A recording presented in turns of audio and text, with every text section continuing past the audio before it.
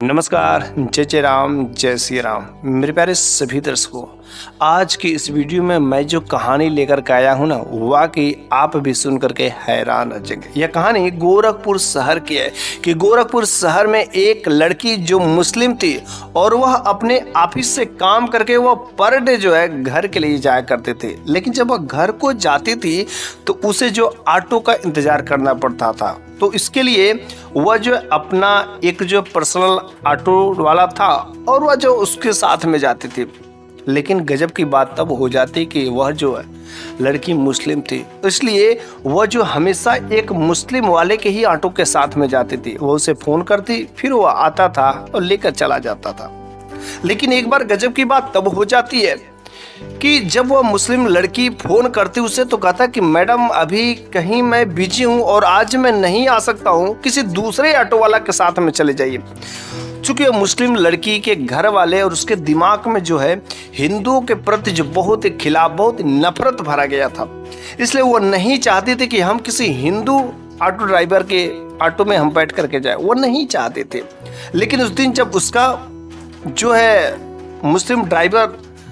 मुस्लिम auto वाला नहीं आता था, अब तो इसे मजबूरी में कई सारे ऑटो को हाथ देती, लेकिन कोई ऑटो वाला रुकता नहीं क्योंकि सारे के सारे भरे हुए थे।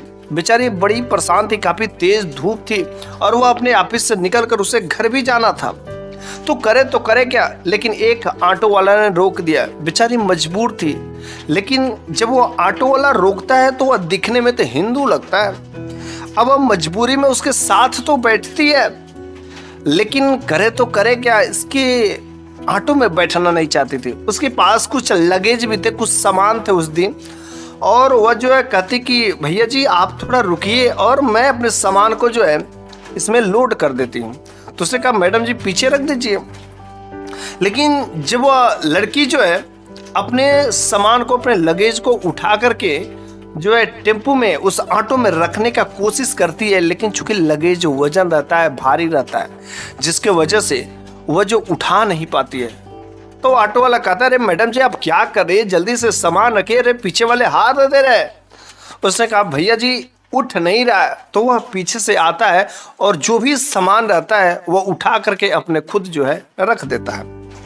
फिर से रखने के बाद जो वह मैडम पूछती है कि आखिर भैया जी जब आप मेरे घर तक इस जगह पर जाना है, फला एड्रेस पर जाना है, सिविल लाइन के इस जगह पर जाना है, तो आप कितना पैसे लेंगे? तो उसने कहा मैडम जी मेरे तो 200 रुपये हुए।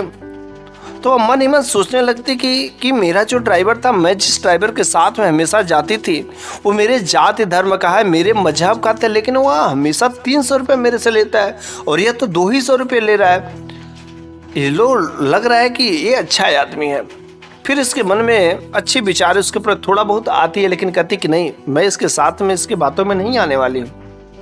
और फिर वह मैडम बैठ जाती है और फिर वह चलने लगता है। लेकिन चलते चलते वह जो है ड्राइवर कहता है कि मैडम जी अगर बुरा न माने तो मेरे ऑटो में जो है टेप रिकॉर्डर है, कुछ हम कहानी कथा जो सुनते हैं, अगर आपको बुरा न लगे तो हम थोड़ा चालू कर लें, मनोरंजन भी हो जाएगा, रास्ता सब लंबा है तो सफ़र भी हो जाएगा। उसने कहा ठीक है, मेरे को कोई आपत्ति नहीं, आप जो कर लीजिए।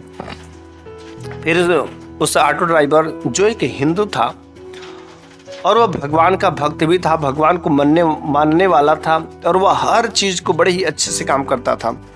तो उन्होंने एक जो है कहानी लगाई। उस कहानी में बहुत ही सुंदर सी बात थी।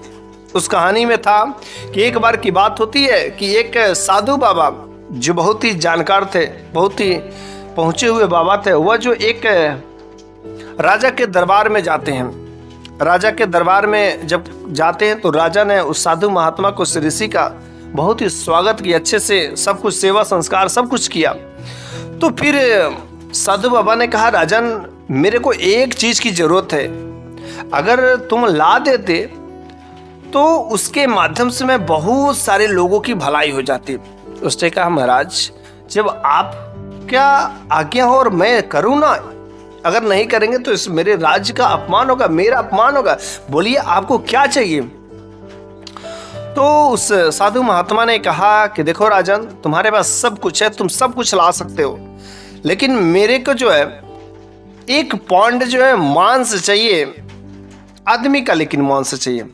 उसने कहा कि ठीक है, अगर ऐसी बात है तो मैं कोशिश करता हूँ, लेकिन क्या किसी दूसरी चीज का मांस नहीं चलेगा? उसने कहा नहीं नहीं, मेरे को चाहिए तो आदमी का ही मांस चाहिए। तो फिर उस राजा ने अपने मंत्रियों से कहा कि देखो भाई, तुम्हारे पास 24 घंटे का समय है और 24 घंटे के अंदर मेरे को आदमी का, जिंदा आदमी का जो 1 तोला मांस चाहिए, कि कोई मेरे को कहीं से ढूंढ करके ला। फिर उस मंत्री जो है जा करके अपने पूरे राजमहल में और अपने जो राज्य में वह सबसे जो घर घर जा करके ढूंढने लगते, भाई मेरे को कोई 1 तोला मांस दे दे, 1 तोला मांस दे दे अपना काट करके, क्योंकि राजा साहब का आ गया है। लेकिन जैसे ही कोई बात होती कि 1 तोला मांस अपने शरीर का काट करके देने के लिए कोई तैयार नहीं होता है। फिर थके हारे 24 घंटा हो जाते हैं और सारे के सारे मंत्री राजा के पास आते, कहते कि महाराज, किसी ने भी आपकी अनुमति नहीं मानी, किसी ने भी नहीं दिया 1 तोला मांस। तो फिर राजा बड़ा उदास हुआ, लेकिन चूंकि साधु महात्मा ने 24 घंटे का ही समय दिया था, तो साधु महाराज अपने समय पर आ गए राजा के पास। तो राजा से कहा कि मेरे को 1 तोला मांस तुमने देने का वादा किया था, 1 तोला मांस ला करके दे दूं। तो उस राजा ने कहा महाराज कि मेरे राज्य में तो कोई भी 1 तोला मांस नहीं दे सकता। तो उसने क्या तुम नहीं दे सकते? उसने कहा कोई दिया ही नहीं तो मैं कैसे दूं? उसने कहा राजन, क्या तुम इंसान नहीं हो? क्या तुम आदमी नहीं हो? तुम अपने शरीर का 1 तोला मांस नहीं काट सकते? जैसी यह बात जो साधु महाराज कहते हैं ना, वो राजा भी हक्का बक्का रह जाता है। तो साधु महाराज ने बहुत ही अच्छी वहां पर उस राजा को ज्ञान की बातें बताई। उसने कहा राजन देखो, इस समय इस धरती पर जितने भी जो आदमी है ना, सारे के सारे लोग, जो पशु हैं, पक्षी हैं, जो बेजुबान जानवर है, बकरे हैं, मुर्गी हैं, इनको जो क्या करते हैं, मांस बना करके मार करके खाते हैं। लेकिन सोचो उनके साथ क्या बीतता होगा कि जब 1 पाउंड बस हमने मांस मांगा तो किसी ने भी नहीं दिया। लेकिन सोचो उसके साथ क्या होता होगा। इतना सा ही तुम्हारे शरीर का काटने पर इतना दर्द होगा कि जिसकी वजह से किसी ने ना दिया। और आदमी, ये लोग कितने लोगों का मांस, क्या उन लोगों को दर्द नहीं होता? क्या उन लोगों को ऐसा फील नहीं होता है? क्या उसमें प्राण नहीं है? क्या उसमें जान नहीं है? राजा का दिमाग जो खुल जाता है। और बस उस दिन से वो राजा ने अपने राज्य में घोषणा करा दिया कि आज के बाद मेरे राज्य में कोई भी बेजुबान जानवरों को मार करके खाएगा नहीं, वरना उसको फांसी की सजा दी जाएगी। जैसे उसको मारा जाएगा वैसे उसे भी मारा जाएगा। लेकिन जब ये कहानी जो वह लड़की सुनती है ना, तो उसके दिलों को जो है छू जाती है कहानी, क्योंकि उसके धर्म में हर दिन जो है अगर मुर्गा, बकरा, इन सबों की बलि ना चढ़ाया जाए, इन सबों की जो है मांस नहीं खाया जाए, तो लोग पवित्र नहीं समझते हैं। और वह बात जो इसके दिल को छू जाती है और ये बात हकीकत लगती है, क्योंकि उसी समय वह लड़की जो अपने शरीर का एक मांस, एक जगह का मांस जो निकालने के लिए कोशिश करती है, लेकिन उसे इतना तेज दर्द होता है कि वह जो है बिल्कुल उसको सहन नहीं कर सकती। वह सोचती कि सोचो ऐसे ही उन बेजुबान जानवरों के साथ भी किया जाता है, जो बिल्कुल गलत है। और ऐसे ही जैसे ही कथा कहानी समाप्त हो जाती है, उस लड़की का घर आ जाता है। उसने कहा भाई साहब आप यहीं पर रुक दीजिए। तो बस सुबह जो है उतर जाती है और कहती कि यही मेरा घर है।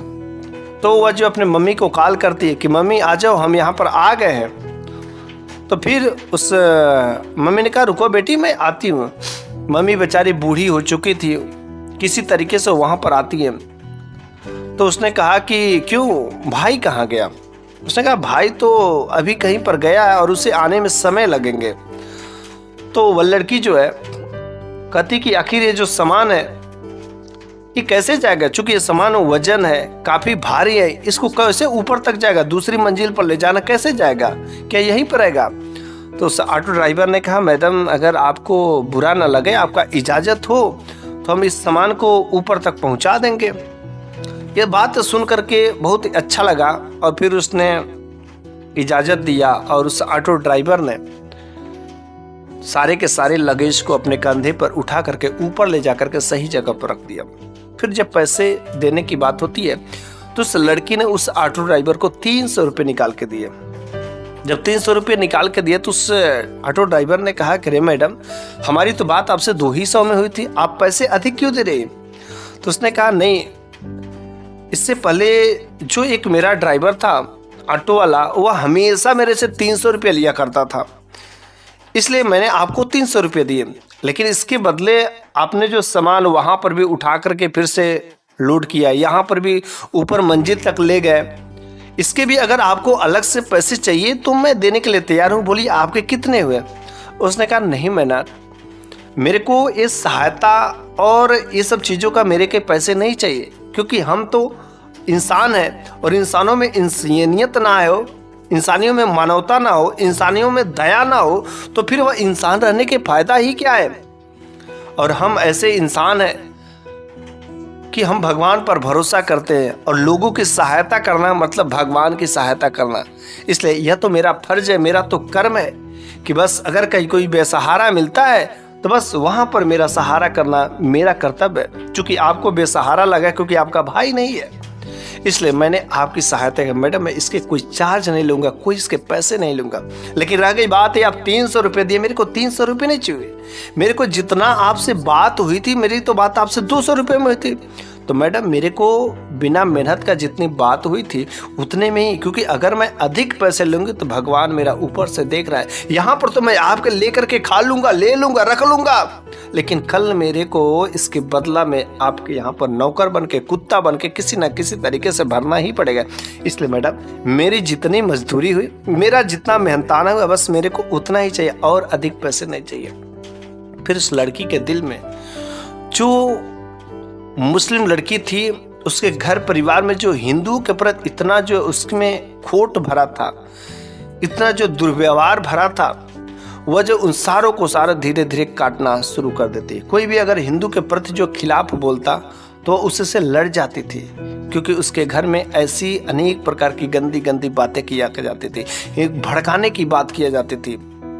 हर जगह जो वहीं पर वह मस्जिद में जाती, वहाँ पर भी यही सब जो है बातें की जाती है, लेकिन वह हर जगह उन बातों को काट करती थी, क्योंकि उसने ऐसा देखा ही नहीं था जैसा सिखाया जाता है। उनके खिलाफ जो भड़काया जाता है ऐसा बिल्कुल ही नहीं, क्योंकि भगवान का जो सच्चे भक्त होता है ना, वास्तव में वह किसी भी तरीके से कोई ऐसा गलत काम करते नहीं। और वो ऑटो ड्राइवर ठीक ऐसा ही विचार का था, और हमें भी वैसा ही विचार का होना चाहिए, ताकि कभी भी कि बेसहारा लगता है तो हमें उनकी सहारा देना चाहिए, ना कि उसकी मजबूरी का फ़ायदा उठा करके ऐसे गलत काम करना चाहिए। क्योंकि हमारे इस समाज में बहुत सारे ऐसे हिंदू हो या मुस्लिम हो, कुछ ऐसे आवारा लड़के घूमते रहते हैं। अगर कोई लड़की, कोई बेसहारा लड़की अगर रास्ते में कहीं मिले तो बस उसे छेड़ना, घूरना, तंग करना शुरू कर देते हैं। कभी कभी तो आपने पेपर में पढ़ा भी होगा कि नाजायज मौका का फ़ायदा उठा करके उसके साथ रेप तक कर देते हैं।